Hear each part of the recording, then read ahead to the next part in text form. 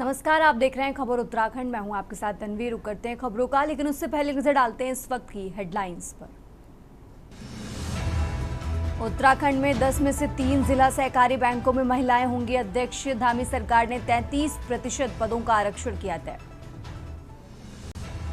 राहुल गांधी के दौरे से उत्तराखंड में कांग्रेस का होगा मिशन 2027 का चुनावी शंखनाद। भाजपा पहले ही भर चुकी है हुंकार। उत्तराखंड अस्पतालों में बनेंगे विशेष हीट स्ट्रोक कक्ष। भीषण गर्मी को लेकर स्वास्थ्य विभाग ने जारी की एडवाइजरी। देहरादून के दून में घोटाले मामले में जांच हुई तेज। कमेटी 2-3 दिनों में सौंप सकती है अंतरिम रिपोर्ट। हरिद्वार में गंगा में अपशिष्ट डालने के आरोप का वीडियो वायरल। पुलिस ने मामले की शुरू की जांच। तहरीर के आधार पर कार्रवाई जारी। उत्तराखंड के कई जिलों में बारिश के आसार। लू चलने की चेतावनी। देहरादून में पारा 40 के पार। आप देख रहे हैं के न्यूज, खबरों का सारथी। और अब रुक करते हैं खबरों का। खबर आपको हरिद्वार से बता रहे हैं, जहां हरिद्वार वन प्रभाग की श्यामपुर रेंज में 2 बाघों की संदिग्ध मौत के बाद वन विभाग से लेकर शासन स्तर पर हलचल तेज हो गई है। सज्जनपुर बीट में एक के बाद एक 2 बाघों की शव मिलने से वन्यजीव संरक्षण व्यवस्था पर गंभीर सवाल खड़े हो गए हैं। मामले की गंभीरता को देखते हुए वन मंत्री सुबोध उनियाल स्वयं घटनास्थल पर पहुंचे और अधिकारियों से पूरे घटनाक्रम की विस्तार से जानकारी ली। वन मंत्री ने स्पष्ट शब्दों में कहा कि इस मामले में किसी भी इस तरह की लापरवाही बर्दाश्त नहीं की जाएगी।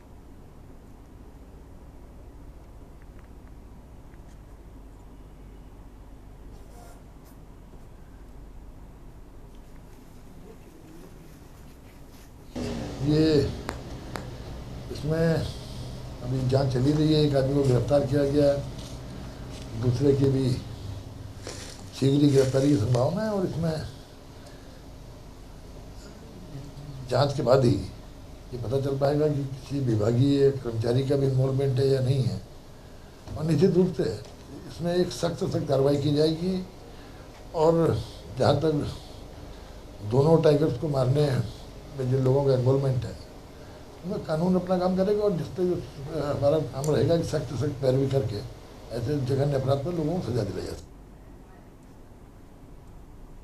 और अब खबर रुद्रपुर से है, जहां रुद्रपुर में उधम सिंह नगर पुलिस ने आईपीएल मैचों पर ऑनलाइन सट्टा लगाने वाले एक शातिर बुकी को गिरफ्तार किया है। ये कार्रवाई वरिष्ठ पुलिस अधीक्षक अजय गणपति के निर्देशन में चलाए जा रहे ऑपरेशन प्रहार के तहत की गई है। एसओजी रुद्रपुर और ट्रांजिट कैंप पुलिस की संयुक्त टीम ने आरोपी को रंगे हाथ पकड़ा। पुलिस के अनुसार गिरफ्तार आरोपी मूल रूप से दिल्ली का रहने वाला है और ऑनलाइन सट्टेबाजी के बड़े नेटवर्क से जुड़ा हुआ था।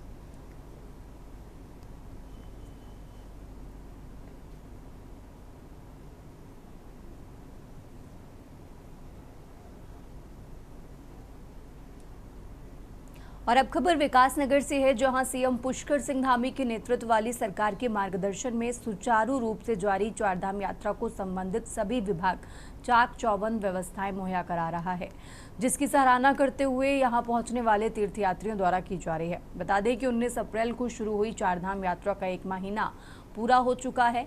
चारधाम यात्रा के पहले धाम यमुनोत्री गंगोत्री जाने वाले श्रद्धालु यहां से होकर गुजरते हैं, जिसके लिए हरबटपुर बस अड्डे पर पंजीकरण के साथ ही यात्री शेड भी बनाए गए हैं।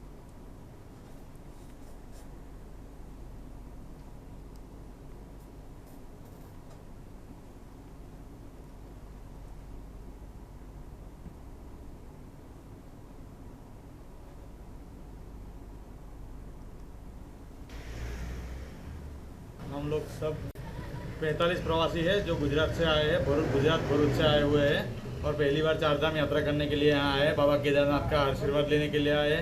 तो कल हम माता यमुनोत्री के दर्शन के लिए जा रहे हैं। आपको अभी तक जो रास्ते में जहाँ से गुजरते हुए आए, आपको कैसा लगा? मतलब किस तरह की व्यवस्था मिली? यहाँ के सारे लोग बहुत ही सेवाभावी है, जो हमारी हर वक्त मदद करने के लिए तैयार रहते हैं और किसी प्रकार की परेशानी अभी तक हमको हुई नहीं है। हम तेलंगाना हैदराबाद से आए हैं, चारधाम यात्रा फर्स्ट टाइम आए। So I am thinking like how it will be after seeing I can know the experience. किस तरह की व्यवस्था लगी आपको उत्तराखंड की? हाँ, अच्छा है। या तो बहुत हॉट भी है। यस चार धाम की यात्रा करोगे बद्रीनाथ केदारनाथ मंदिर? हाँ हाँ, जरूर जरूर। ये जो हमारा अभी जो टूर चल रहा है, जर्नी जो चल रही है, उसमें बहुत बढ़िया है। हमारे टूर वाले भी बहुत हमको सही से मतलब वो मिल रहा है सुविधा, और यहाँ का जो यातायात जो डिपार्टमेंट है वो भी बहुत बढ़िया है। मेरे को तो सबसे अच्छा तो यहाँ का जो रोड, रास्ता, होटल सुविधा से लेके ये जो नेचुरल है, नेचुरल एटमॉस्फेयर जो है वो हमको बहुत बढ़िया लगता है। क्योंकि हमारा जो गांव है वो एकदम सूखा प्रदेश टाइप का है, हम गुजरात से आ रहे हैं। देखिए, अगर हम यहाँ से विकास नगर क्षेत्र की बात करें, जो हमारा रूट है, यहाँ से हरवटपुर और कटापत्थर में 2 जगह चेक पोस्ट है हमारे, जहाँ पर हम पेन कार्ड और टिकट कार्ड की जांच करते हैं। तो इन दोनों पॉइंट से जो है अभी तक 6,777 गाड़ियाँ गई हैं, जिनमें लगभग 60,000 लोग अपनी यात्रा के लिए यहाँ से गए हैं। विभिन्न प्रदेशों से अधिकतर जो गाड़ियाँ हैं वैसे दिल्ली से आ रही हैं, हरियाणा, राजस्थान, गुजरात, मध्य प्रदेश, उड़ीसा, लगभग सभी प्रदेशों से यात्रीगण आ रहे हैं। पश्चिम एशिया में चल रहे तनाव के कारण देश प्रदेश भी प्रभावित होते नजर आ रहे हैं। हालांकि केंद्र सरकार के साथ कंधे से कंधा मिला राज्य सरकार स्थिति को काफी हद तक नियंत्रण में किए हुए है, लेकिन इस तनाव के चलते बढ़ती महंगाई ने सभी को चिंता में डाल दिया है। वहीं इस विषय ने प्रदेश की राजनीति में अलग ही प्रकार से तूल पकड़ लिया है। ये रिपोर्ट देखिए।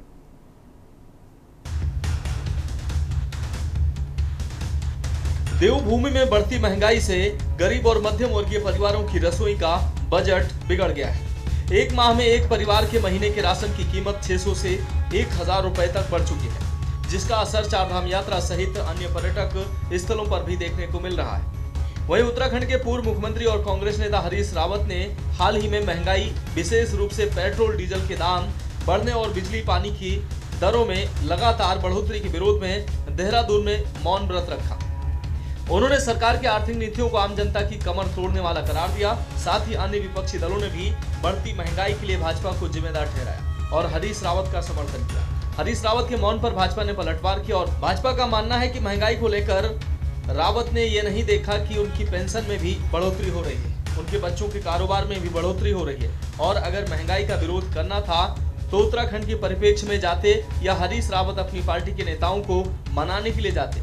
ये समझ से बाहर है, क्योंकि उनका हास्य मौन हर कोई जानता है।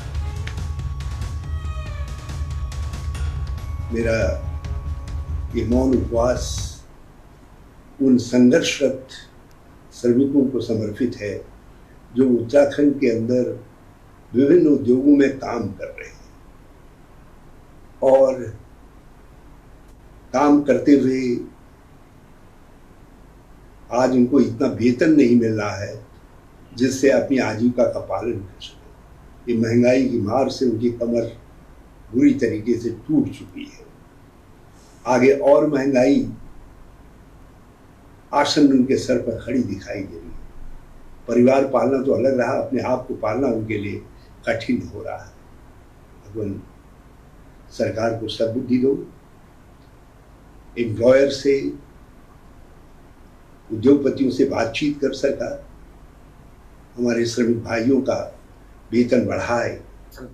जिस प्रकार से लगातार पिछले 14 वर्षों से महंगाई दिन पर दिन बढ़ती जा रही है, उससे जो गरीब तबके के लोग हैं और यहाँ तक कि मध्यम वर्ग के लोग हैं जो टैक्स पेयर भी हैं, इन सब पर इनका बुरा असर पड़ रहा है। लगातार आप देख रहे होंगे कि सामान्य जो रोजमर्रा की वस्तुएं हैं वो इतनी महंगी होती जा रही है कि आम जन जो लोग पहले 10,000 या 12,000 के जो मानक बने हुए थे उस पर नौकरी कर रहे थे, उनको अभी जीवन यापन करना बहुत मुश्किल है। और जिस तरीके से महंगाई बढ़ रही है, आज चरम पर है महंगाई अपनी, और ये वो सरकार है जो ये वादा करके सत्ता में काबिज हुई थी, जुमलेबाजी करके कि बहुत हुई महंगाई की मार, और अब की बार जिसकी सरकार है उसकी सरकार। तो जनता ने आप पर भरोसा जताया, लेकिन आपने सदैव की तरह जनता के भरोसे को तोड़ने का कार्य किया। देखिए, डीजल और पेट्रोल की कीमतें आप 2 रुपए, 1 रुपए, 3 रुपए करके हर दिन बढ़ा रहे हैं। जब माननीय हरीश रावत जी मौन पर जाते हैं महंगाई को लेकर के, तो वो ये नहीं देखते कि उनकी पेंशन में भी बढ़ोतरी हो रही है, उनके बच्चों के कारोबार में भी बढ़ोतरी हो रही है। और अगर महंगाई देखनी है तो वहाँ उन देशों में जाकर के देखें जहाँ पर 10 गुना महंगाई बढ़ी है। आज उत्तराखंड के परिप्रेक्ष्य में अगर वो मौन पर जाते हैं तो किस लिए जाते हैं? समझ में ये नहीं आता माननीय हरीश रावत जी का मौन पे जाने का, कि वो मौन पर अपनी पार्टी के लिए जाते हैं, अपनी पार्टी के नेताओं को मनाने के लिए जाते हैं, या विपक्ष का या सत्ता पक्ष के लिए जाते हैं। उत्तराखंड कैबिनेट बैठक में ऊर्जा और ईंधन बचत को लेकर तमाम महत्वपूर्ण निर्णय लिए गए, जिसके तहत एक दिन नो व्हीकल डे होगा। इसके अलावा मुख्यमंत्री एवं मंत्रीगणों के फ्लीट में शामिल होने वाले वाहनों की संख्या को आधा किया जाएगा। सरकारी कर्मचारी सार्वजनिक परिवहन का इस्तेमाल करेंगे। एक तरफ सरकार पेट्रोल डीजल और सोने की खरीद से बचने की सलाह आम जनता को दे रही है, वहीं इसका असर प्रदेश में बढ़ती महंगाई में भी देखा जा रहा है, जिसका असर खासकर चारधाम यात्रा मार्गों पर पर्यटकों को झेलना पड़ रहा है, जिसको सीधे तौर पर कहा जा सकता है कि हर साल होने वाली चारधाम यात्रा पिछले सालों के भांति महंगी हो चली है। वहीं हरीश रावत का महंगाई के विरोध में मौन उपवास भाजपा को भले ही हास्यास्पद लग रहा हो, लेकिन आम जनता को हरीश का ये विरोध जताने का तरीका इस समय महंगाई पर मरहम लगाने से कम भी नहीं लग रहा है। Uttarakhand desk report. और अब खबर नैनीताल से है, जहां हल्द्वानी के मुखानी चौराहे पर प्रस्तावित फ्लाईओवर निर्माण से जुड़ी जनहित याचिका पर मामले की सुनवाई हुई। सुनवाई के बाद खंडपीठ ने राज्य सरकार से 2 सप्ताह के भीतर ट्रैफिक जाम से निपटने के लिए किए गए उपायों और फ्लाईओवर निर्माण को लेकर कराए गए सर्वे की प्रगति रिपोर्ट पेश करने के निर्देश दिए हैं।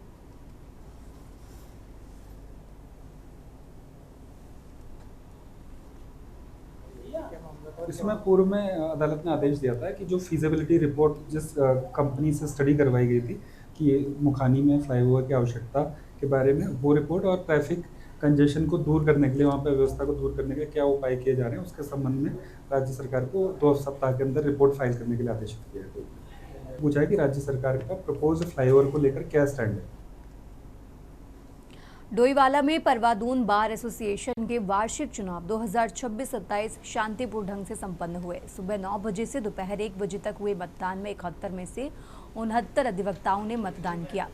अध्यक्ष पद पर फूल सिंह वर्मा ने 39 मत प्राप्त कर जीत दर्ज की, जबकि अंतर सिंह को 30 मत मिले। एक परवादून बार एसोसिएशन के अंदर ये खूबसूरती है कि एक डेमोक्रेटिक तरीके से यहाँ पे चुनाव होता है। कोई मनमानी तानाशाही नहीं चलती कि बार बार बिना चुनाव के हम पदाधिकारी घोषित कर दें। हम सबको एक कंपटीशन करने के लिए आमंत्रित करते हैं कि आइए और संस्था के अंदर लोकतांत्रिक तरीके से चुन के आप सामने आए और काम करें। मैं सभी अधिवक्ताओं का जिन्होंने इस मतदान प्रक्रिया में हिस्सा लिया है, बहुत हाथ जोड़ के बहुत उनका तहे दिल से शुक्रिया अदा करता हूँ। बार के सभी लोगों का हमें सहयोग है और हर तरह से जो है तन मन धन के साथ जो है मैं बार को समर्पित हूँ।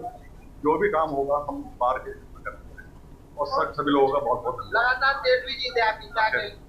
ये सब लोग मेरी जीत क्या है, तो बाहर के जितने भी लोग हैं सभी की जीत। मैं कार्यकारिणी 5+ सदस्य के लिए उठा था, जिसमें मुझे 42 वोट प्राप्त हुए हैं और मैं अपने सभी साथी अधिवक्ताओं का दिल से शुक्रिया अदा करता हूं जिन्होंने मुझे इतने भारी वोटों से विजयी बनाया है। मैं वादा करता हूं कि मैं इस बार को आगे बढ़ाने के लिए कड़ी मेहनत करूंगा, सबको साथ लेके चलूंगा, सबका सम्मान, सबका प्रयास है। और अब खबर नैनीताल से है, जहां नैनीताल जिला सत्र न्यायालय ने 8 दिसंबर 2019 में पहाड़ पानी के धारी तहसील में युवक की चाकू से गोदकर हत्या के मामले में सुनवाई करते हुए अभियुक्त ललित मोहन को धारा 302 भारतीय दंड संहिता 1860 के अपराध से दोषी सिद्ध करते हुए आजीवन कारावास की सजा सुनाई।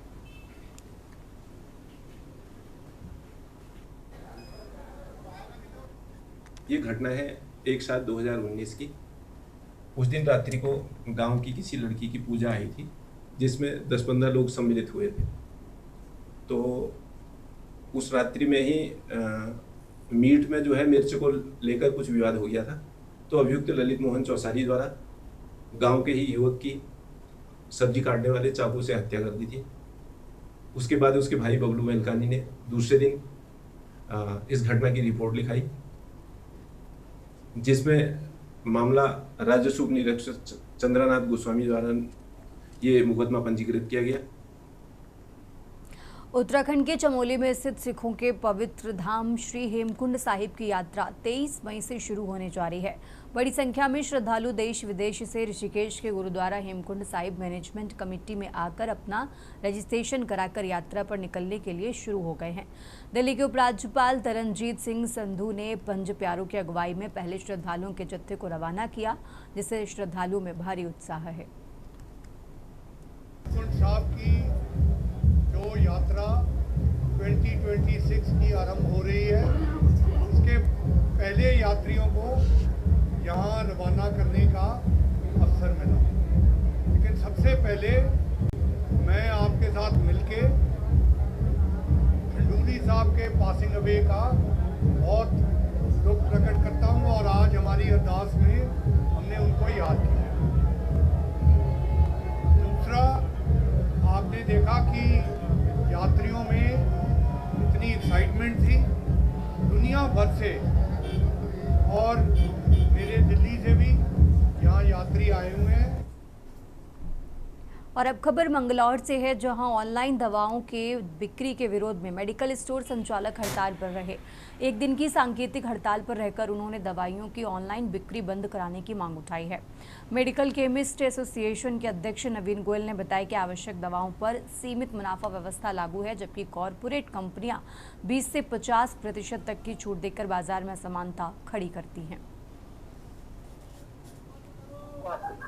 छोटे व्यापारी, किसी की 5,000 की दुकानदारी, किसी की 4,000 की दुकानदारी, वो लोकल में चंदा भी दे रहा, सारे काम करता है, वो साथ में खड़े होकर। कहीं कुछ हो रहा, निर्माण हो रहा, लोग दे दो। और ऑनलाइन वाला तो 1 रुपया भी देता कहीं।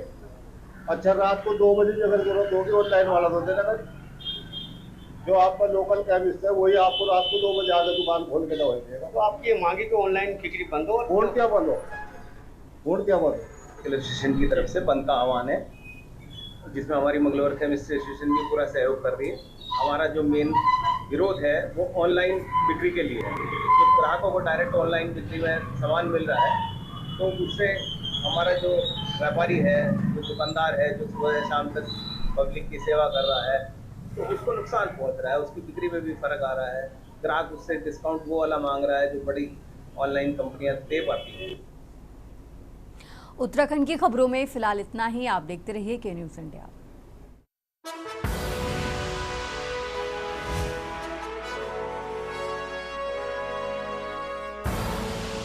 आप देख रहे हैं के न्यूज़, खबरों का